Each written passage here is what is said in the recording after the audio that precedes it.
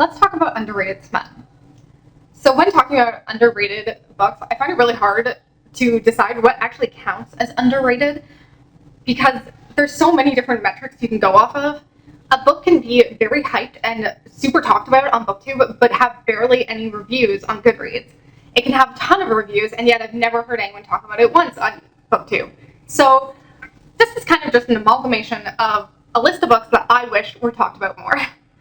Now, some of these books aren't my all-time favorites, but they're still books that I think are quality and are slept on a little bit too much. I have very specific taste, and I believe that most people kind of have specific taste because with smut, it's going to be what fits your preferences, what fits your kinks.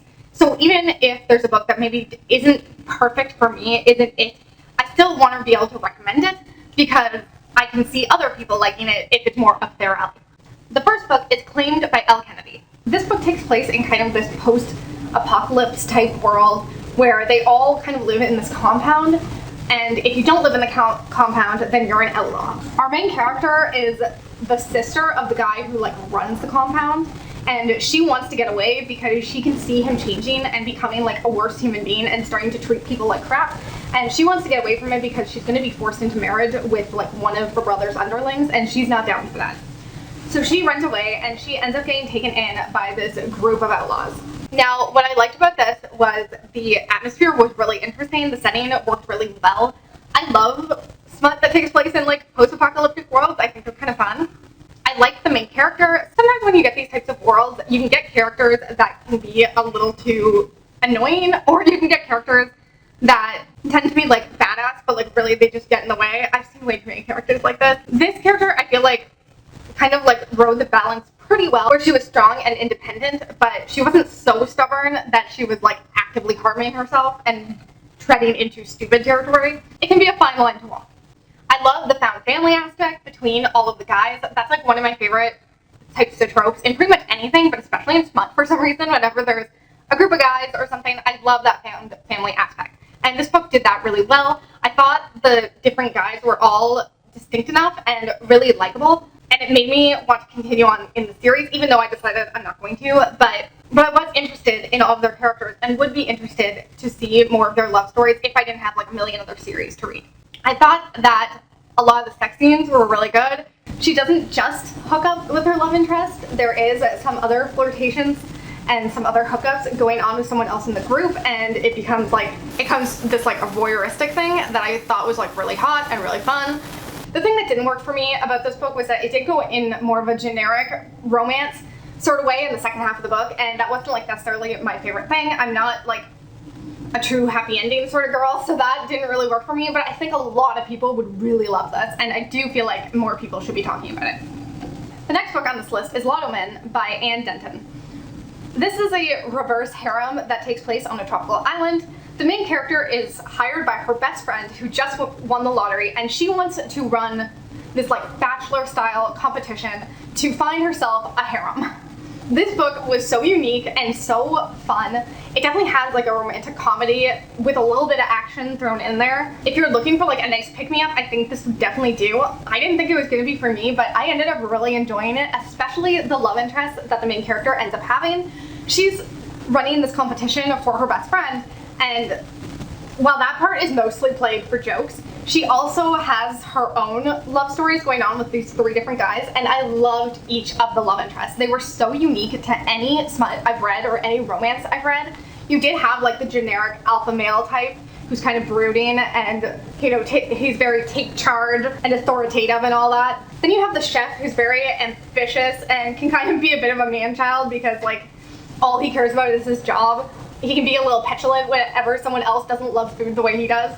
And then there's this other guy who's also a bit of a man-child, who's a compulsive liar, but he's just got this fun, childlike energy about him, and he's constantly flirting and being really playful. And I just loved all three guys, and they all had really good sex scenes with the main character. Honestly, some of the more interesting sex scenes I've read, the chef likes to do things with food, and I'll just leave it at that. Not something I thought I was into, but god damn it, did this book make it work. It's definitely one I think that a lot of people would enjoy. It's just a really good, fun time. The next one is Double Trouble by Cartwright.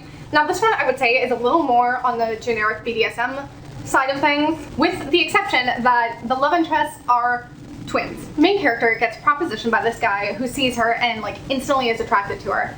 And he wants to bring her to this cabin where they will have like a sort of tryst week between her, him, and his twin brother. Now, I gotta say, like, the twin thing doesn't really do it for me, and honestly, even in book form, even with this book, which I enjoyed a lot, it still doesn't really do it for me. It's kind of weird to me. I still felt like this was a really well-written story, and it was super enjoyable. The sex scenes were fun, and I read a lot of BDSM, and this is one of the ones that really, like, stuck out in my mind. I feel like it would be perfect for people who, like, are interested in the BDSM genre, but, like, haven't spent a lot of time reading, and, like, they don't want to read 50 Shades of Grey because who does? I feel like this is a good one that gets the basics down while also showing kind of the emotional importance of BDSM as well, and like how much that connection comes into play and how it's not just all physical. The next one on this list is The Devil by Ashley Jade. This is one of my favorite smutty books. This one's a bit complicated and took a while for me to get into, but once I got into it, boy did I end up loving it. Okay, so I can't find any of the characters' names.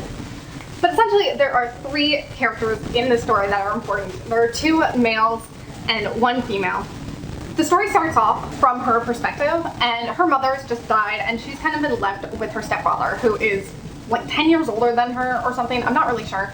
But he was significantly younger than her mom, but older than her. She has the hots for him. She also has like this issue where she can't go outside. She's agoraphobic. She doesn't like leaving the house. And so he's kind of like her only lifeline to the world.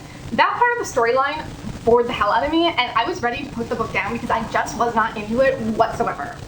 But then there are these flashbacks to the 2 main guys back in school, and kind of them coming in contact with each other and getting to know each other, and I can't even explain what happens, but it's got this very salacious feel. It really reminds me of something like Cruel Intentions, where just everything's like a little bit tawdry, and like the 2 characters are really like pushing each other's buttons and like pushing their comfort zones and getting them past their limits, and I loved it so much. The 2 men, their storyline is so great, and I'm kind of obsessed with it. I will say this is part of a duology, and the second book didn't do nearly as much for me, but this first book was so good. These characters are so memorable, not their names apparently, but everything else about them and their dynamic was just so different from any of the other books I've read, and it was like such a breath of fresh air compared to most of the things I've read. I just feel like there's so much going on, there are so many different dynamics, and I love every little second of it. They're lying on nice sheets of paper. I need those. The next book on this list is Arranged by RK Lilley.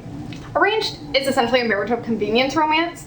It involves 2 characters who are kind of forced to get married for completely different reasons. He wants to show that he is a responsible, capable man who can take over his father's business, because his father believes he's gotten out of control, and so he doesn't want to pass down his business to him anymore. The woman in this marriage, she needs money, she needs to get out of her dead-end town, and she wants to make it in the modeling industry, and she hopes that this will bring her the contacts and the resources that she needs. This is definitely a hate to love, and what I loved about it is that so often in hate to loves, I find that the reason the 2 characters hate each other is because of miscommunication, and if they would just sit down and have a conversation, usually they could work it out.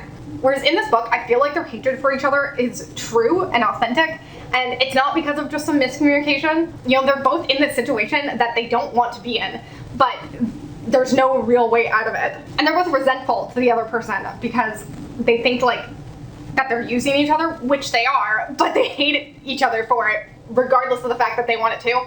It's just like shitty human nature, but I feel like it was done so well. Now, I will say, going into this, you have to be okay with like hating this guy, because truly he is such a douche. Like, I feel like RK Lilley did such a good job of making him a believable bully and like a believable bad guy, while also showing that they have sparks and they have this chemistry and that their sex scenes are great. RK Lilley is great at writing a good sex scene.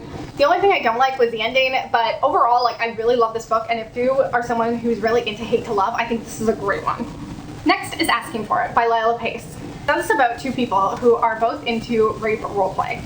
They both have these fantasies mostly because they're tied to different trauma that the characters have, but essentially they want to go into this and try roleplay out, but they've never found someone that they felt comfortable sharing it with until they meet each other.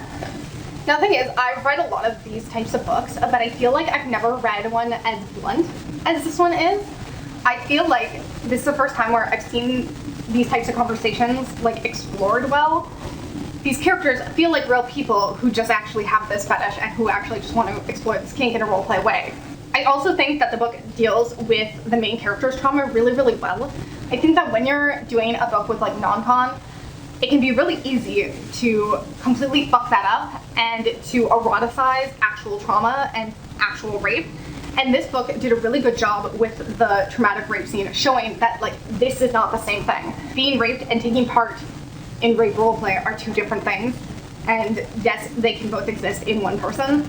I read this book and loved the sex scenes, but also was able to read the rape scene and be emotionally affected by it, because I think the author did such a good job at handling it. I didn't love the male's traumatic scenes. They just felt like way over the top and like really slapdash, because it was like right near the end of the book, but I do love the way the book left off. And I can't really talk about it because it's spoilers, but I did enjoy this book, and if any of that sounds interesting, then I think this is a good one. The next book I want to talk about is Sunshine Bullets by Coralee. This is another book that I had like very mixed feelings on at first, but I came to love it by the end. This is about a main character who ran away from her life for reasons you will find out as you get into the book.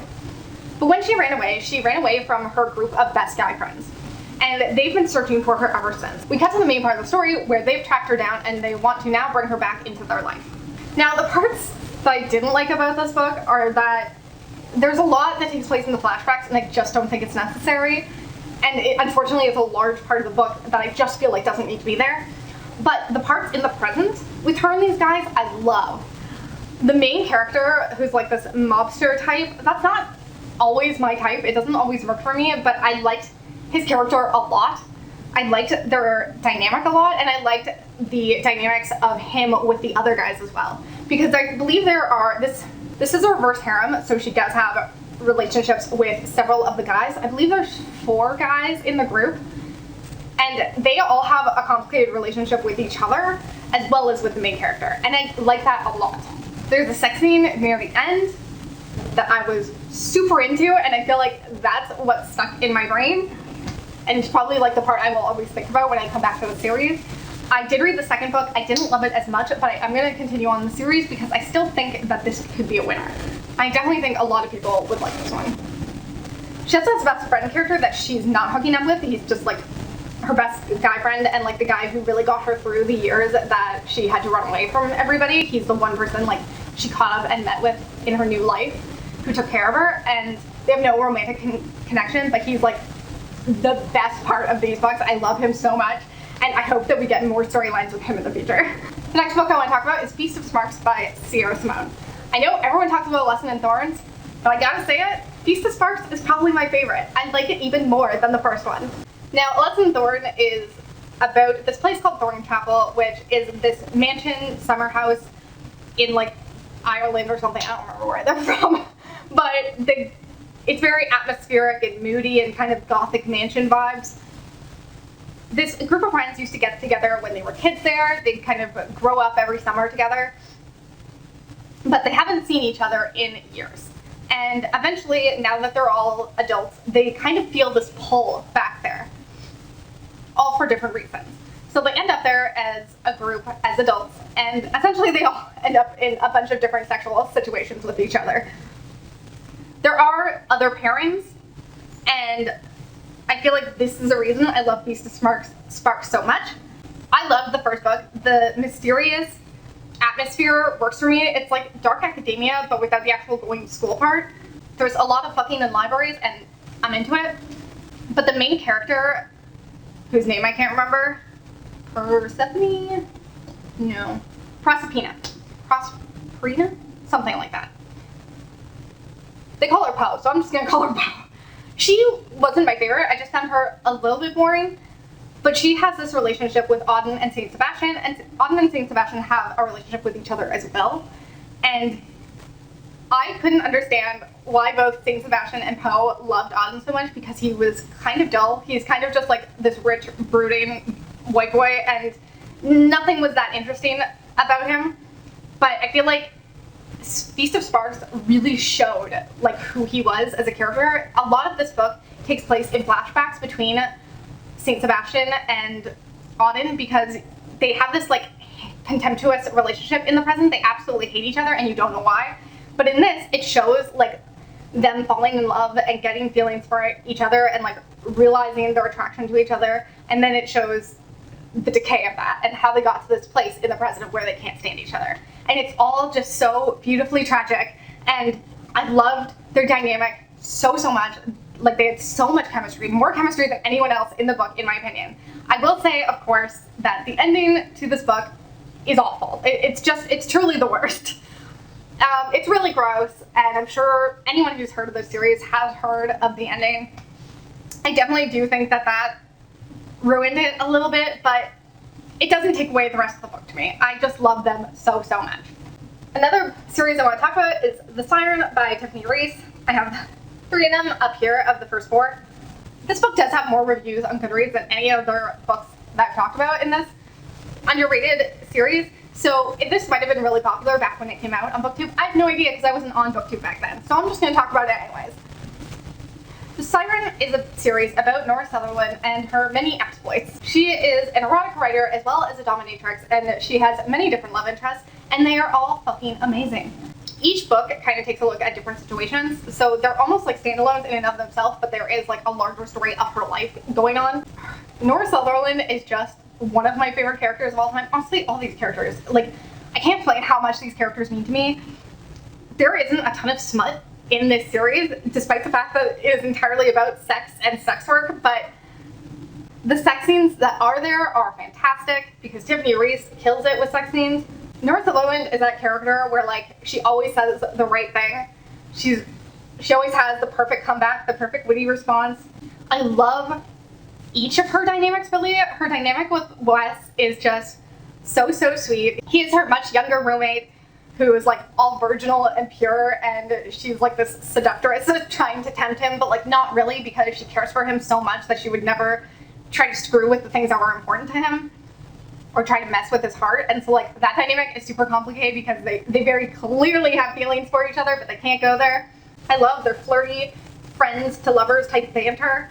And then there's Soren, who is dark and broody and complicated, but also he's supposed to be like Nora's true love and like one of the nicest guys alive. And that entire dynamic is super complicated. And then there's the dynamic between Soren and Kingsley, which is just my camera's gonna die. And then there's Soren and Kingsley, who just once again have another heartbreakingly beautiful story. They're probably my favorite part, which I wasn't expecting. I didn't love Soren right off the bat, but Tiffany Riesz does such a good job of just slowly showing you who these characters are without telling you who the characters are, which is so rare. I feel like the series is one of the best for having truly down-to-earth relationships. Everything is complicated, but it's all because of their feelings for one another and their feelings about themselves, who they are, the things they want in the world. There's a lot of star-crossed lovers type things, but it's all for legitimately good reasons, and that's something that I just really appreciate in series. It is one of the best romance series, if not the best romance series that I have ever read. And there's also just so much bisexual representation, and we love to see that. Oh, and positive sex work. I know I've mentioned how much I hate the negative connotation that we get with sex work in erotica. Of all fucking things that should be spinning it in a positive way, I'm just so glad to get it here. And the last book I want to talk about in this video, because this video is getting long, is Lilac by BB Reid. Now this is a musician, hate to love, reverse harem. It's about a band called Bound that loses one of their members, and so our main character ends up filling the spot. She has to go on tour with them. Unfortunately, the guys in the band don't really want her there, and they make her life a living hell because of it. Now, I will say, this book is like 600 plus pages, and it has a lot of plot to go through. There is never a dull second in this book. Some of it is so ridiculous, so over the top, so dramatic, and yet it is just such a fun ride. You are never going to be bored in this book. Sometimes I wish it had slowed down. I wish this had been a series. I feel like if this had been stretched out into a series and given room to breathe, it would have been one of my favorite smut series. I I couldn't get as in love with the characters as I would if this had been a series, but I feel like for the fact that it's a standalone, it's a really, really good one. There are 3 different members in this band, and she, of course, ends up with feelings for all of them, and all of them end up with feelings for her. One thing I don't always love about reverse harem is there's always one main love interest that seems to be like the most in charge one, that ends up with the most amount of time on the page, the most amount of connection to the main character, and I was really, really worried that this was going to happen in this book, especially because there's like a lead singer, and I just assumed that that was going to be the one who got the most amount of page time. But luckily for me, it wasn't something I had to worry about. I actually feel like that character got the least amount of time, and I was so happy for it because he was the one I cared about the least. But the other 2 characters I love so much. I just felt myself so attached to Lauren and Jericho, as well as the main character. And not only is there like romance between the main character and these 2 guys, there's a little bit of a connection there between 2 of the guys as well. And once again, I loved their romance. It was so cute. I actually feel like the 2 guys had the most amount of chemistry of anyone in the book. I do wish that that had been explored more, but once again, this is a standalone, so they can only do so much. Some of the sex scenes near the end were fantastic. Literally, my only gripe with this series is I wish it was split into 3 books so that I could have more time with them. I hope you'll pick up some of these books because I truly believe that they deserve more love. And I hope you like this video, and I hope you'll come back in soon. Bye.